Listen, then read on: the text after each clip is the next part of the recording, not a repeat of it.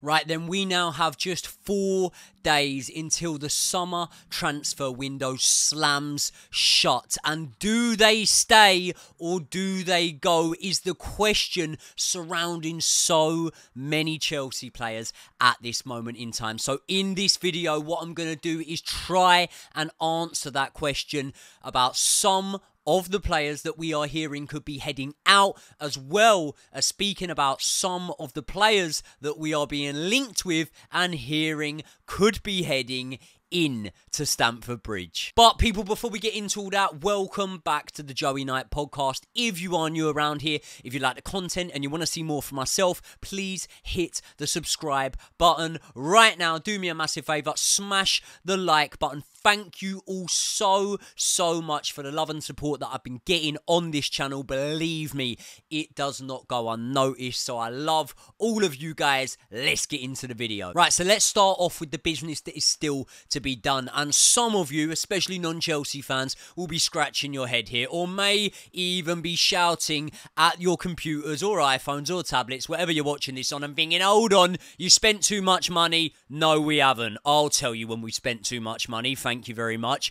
We are still looking to bring 1 or 2 signings in. And most importantly, we are obviously still being linked with a player that we have been linked with for what feels like an eternity in Victor Osimhen. Napoli are happy to move him on. Things look like they've turned somewhat sour between Osimhen and Napoli, stretching all the way back to last season when Napoli put up some sort of social media post that apparently really rattled Victor Osimhen. And also, new manager Antonio Conte has made it very clear that his #1 target is Romelu Lukaku, who just a couple of days ago was given the here we go by Fabrizio Romano. However, at the time of recording, 4:20 p.m. on Monday, the 26th of August, Romelu Lukaku is still technically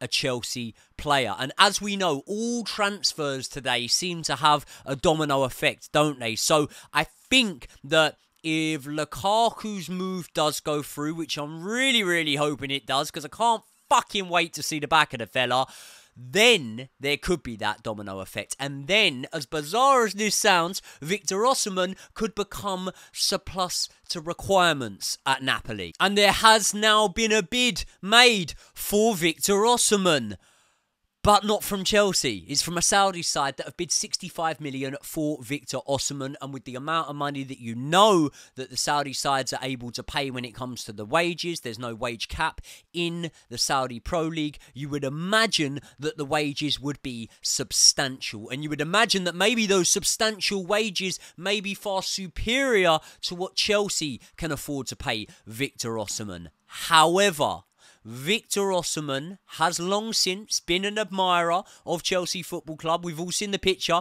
of him in the kit when he was younger, and you would imagine at 25 years old, he would still be a little bit more ambitious to be able to be looking to play Champions League football, or at least some kind of European football. I know you lot are going to get at me before you say it. Next season, we will be playing Champions League football, so he's not going to have to wait long in the meantime. And who doesn't want to become top goal scorer in the UEFA Conference League in the meantime and win that at Chelsea Football Club? So I do think that Victor Osimhen's preferred destination would obviously be the best league in the world, which is the Premier League. And if he's going to go anywhere, it seems like Chelsea would be in the driving seat to be able to land him. But then the problem starts to come down to the wages, doesn't it? Because Chelsea are obviously now trying to get a lot of our highest earners that we don't feel are replicating the amount of wages we're paying them when it comes to success on the field off of our books. And we've heard that Victor Osimhen is not really willing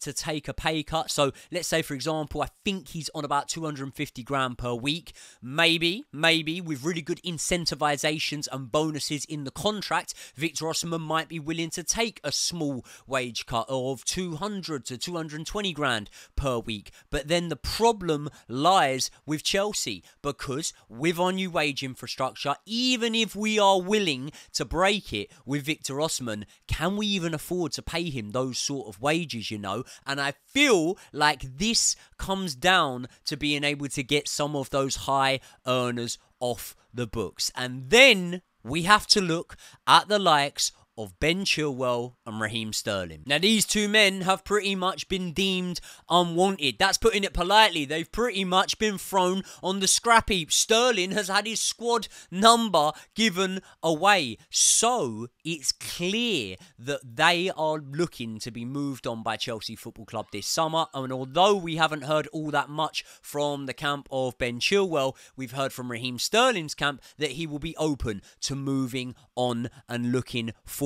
a new club. So then I suppose it comes down to who wants to sign them. And as far as we know, there's not really a queue of clubs that are lining up wanting to sign either Ben Chilwell or Raheem Sterling. And let's say, for example, there are some clubs that are in for them and they're going to match the wages that they're on at Chelsea. I don't think those clubs are going to ultimately want to pay too much when it comes to a transfer fee for either player. Now, I personally, I'm not even bothered about getting a transfer fee for either player just to get their wages off the books. But clearly, I'm hardly an accountant or anyone that has any idea about finance. I didn't even get a GCSE in maths. Didn't get a GCSE in a lot of stuff, to be honest. Probably why I became a YouTuber. It's all worked out pretty well for me anyway. So, it may be necessary to get some form of fee for those players. But however it's done, if we could alleviate the two of those off of the wage books, I personally feel like we then could afford and could somehow make a deal work to go out and get a Victor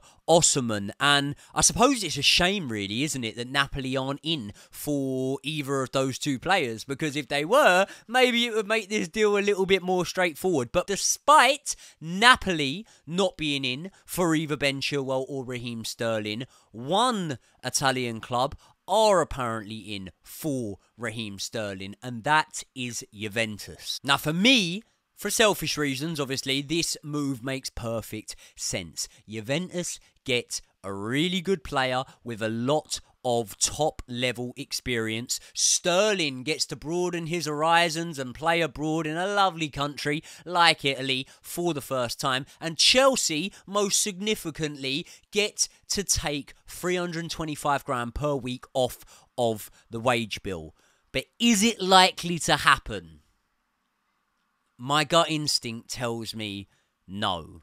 It's not likely to happen. So the rumours that we are now hearing is that Manchester United could be linked and could be interested in both Raheem Sterling himself and Ben Chilwell.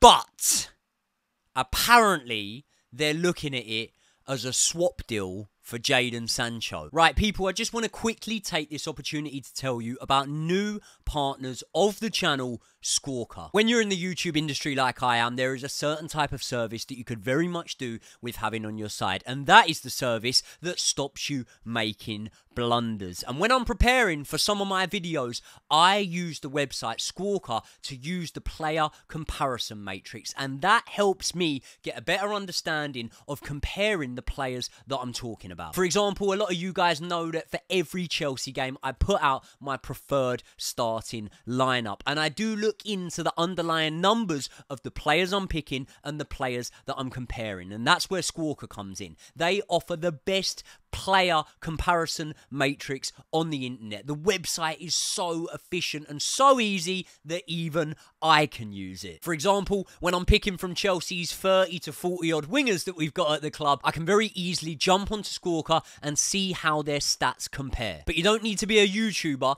to need to use Squawka. You could use it for your bets when you're betting on first goal scorer and things like that. It could give you a better indication. Or you could just use it to look like a genius down the pub, and we all like to do that, don't we? So thank you very much to Squawka for not only helping me prepare for my videos, but also partnering up with the channel. So help support me by supporting the guys that support the channel in Squawka. They are linked in the description for this video. Let's get back into it. Now listen, I like Sancho. I think he's a very good player, and I was pleased to see him have the redemption arc that he did last season.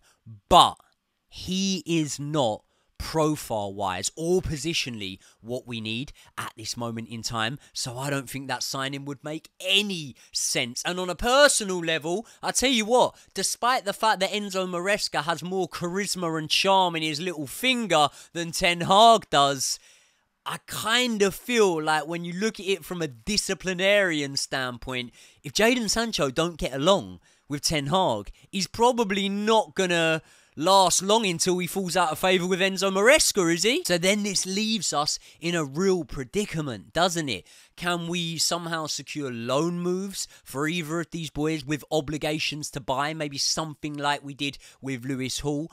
Or are they going to join the ever-growing cast of Chelsea wantaways, or castaways, I should say, at Cobham, training away from the first team while still picking up significantly high wages? And obviously that is somewhat of a nightmare scenario if we're not going to need either of them, because for me the Osimhen deal hinges on these two boys moving on. Because yeah, there are players like Kane Chukwuemeka, like Petrovic, Broa, David Datro Fofana, Angelo, who are all apparently on the transfer list and up for sale, but I don't think that it makes all that much difference, especially when you look at the wages of these boys. Obviously combined it's a big chunk, but what I'm saying is realistically the Osimhen deal is going to hinge on Sterling, Chilwell, and obviously the Lukaku deal finally going through, which we're really hoping that it is going to within a matter of minutes, hours hopefully. And it's not just media talk. Enzo Maresca has publicly come out and said that he still feels that there is work to be done in this transfer window in the way of incomings. And obviously, I kind of feel bad in a way for Raheem Sterling and Ben Chilwell. Well, I don't actually feel that bad, really, because they're on a ridiculous amount of money. But Ben Chilwell, he's a Champions League winner for us. I have a lot of admiration for him. I did used to love him a lot more at one point than I do now because of certain factors that have happened. Obviously, I didn't really like his attitude over the Mason Mount move when we saw him at the Formula 1, I think it was, and he was sort of glazing over Mason Mount's move to Man United and laughing about it. But despite me feeling a little bit uncomfortable with that, he has been a really, really good servant to Chelsea Football Club when he's been fit and available on the pitch. But football is about progression, and for the here and now, we really don't need Ben Chilwell, do we? We also really don't need Raheem Sterling, and despite there being a sentimental attachment to those two players, especially Ben Chilwell, we just got to be honest with ourselves and say, do they improve our starting 11? No. Do we have better bench options than them? Probably. Yes. And then this is where it becomes even more messy, because you need to factor in that even if we do find moves away for both of these two players or loans with obligations to buy or something like that, Napoli are still going to want a transfer fee for Victor Osimhen, aren't they? We've heard Victor Osimhen's agent, remember, his agent, not Napoli, say that he wouldn't be interested in a loan move away. So obviously that is something that could well be off of the table in this transfer window. However, if, for example, the window's drawing to a close, the powers that be at Napoli explain to Victor Osimhen that you are going to be playing back up to Romelu Lukaku, or you might not even be playing at all and you might be exiled from the first team, then I think that feeling of not wanting a loan move away may then change for Osimhen. Desperate times may cause for desperate measures, and therefore he might be more open to a potential loan move away, especially if it had an obligation to buy in there. Or maybe we turn around to Napoli and say, look, okay, you want 100 million for Osimhen. I want an 11-inch. You know what? You're not going to get 100 million for Osimhen, but we could give you 70 million, let's say, for Osimhen, and we could also give you Cesar Casadei, who is a player that they have been linked with and are apparently interested in. Do you know what? What about Angelo? You can have him too. Take him. Take him. I'm closing my eyes. Take him. Just go. Just go. You can have him. It's daylight robbery over here, but you can also have Angelo. Surely, look at the amount of players that we've got on our list, you know. Surely they must be... Kepa? John Kepa? Have him. Have him. Honestly. Have him. I don't care. I don't mind. You can have Kepa. But give us Osimhen. Listen. I know, man. You're probably watching this video and you're thinking I'm an idiot because it is stupid man's logic in a way, but crazier things have happened at Chelsea Football Club. So, to recap, I think that everything hinges on the Ben Chilwell and the Raheem Sterling moves. And as for the likes of Kane Chukwuemeka and Petrovic, I obviously don't want to see them go. I like both of those boys, but in the case of Kane Chukwuemeka, does he make it into a strongest starting 11? I think there's question marks there, isn't there? Obviously, we've just gone and spent big money on Kiernan Dewsbury Hall, but you lot tell me, is Kiernan Dewsbury Hall a better player than Kane Chukwuemeka? I haven't seen enough yet. To say he is. I know his numbers were really impressive in the Championship last season, and I very much hope he comes good for us. He's clearly a part of Enzo Maresca's plans, and he's been coming off the bench and playing well. He's been coming off the bench. He ain't hit the ground running just yet, but hopefully he does, and he will get minutes in the cup competitions, in the Conference League. But if Kane Chukwuemeka played the amount of games for Leicester in the Championship last season that Kiernan Dewsbury Hall did, I would imagine that Kane Chukwuemeka would have put up somewhat similar numbers, or would have at least impressed as much. So I do really rate him, and then maybe we'll find loans for the rest of them. You know, the list of Angelo, Broa, who's moved to Ipswich, seems to have collapsed, and all the rest of them. And even if not, listen, they're not on massively high wages, so if they are training away from the first team, as Enzo Maresca says, then that doesn't really bother me. But what does bother me is one of my favourite, in fact, my favourite Chelsea player, Trevor Chalobah, training away from the first team.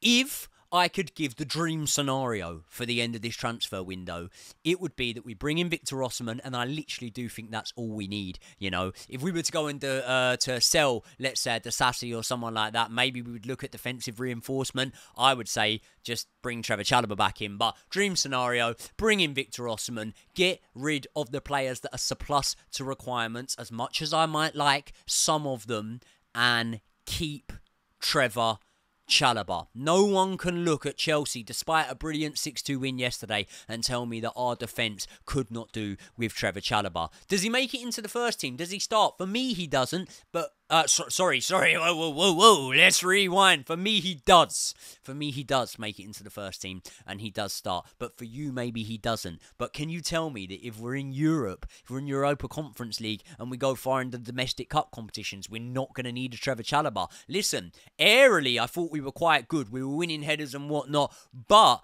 defensively, positionally, and organisationally, we were awful in the first half against Wolves. It was the second half where we got it right, and Trevor Chalobah is a man that can bring a lot to the table when it comes to doing that. Being an old head on young shoulders. Is that a phrase? Wise head, young shoulders? Say it like that. Either way, he's good, and he's good at organising the defence as well, and he knows what he's doing in there. So, listen, deadline day is going to be very, very interesting, and ultimately, this video is probably going to age like milk, isn't it? Because there's probably so much going on behind the scenes right now that we don't know about. But there are my thoughts on the transfer window and the business that Chelsea still need to do. I'm very, very interested to hear your thoughts in the comment section below. Let me know your thoughts on everything I spoke about today. Subscribe to the channel if you're not already. Smash the like button, and I will see you all for the Servette preview in the next one.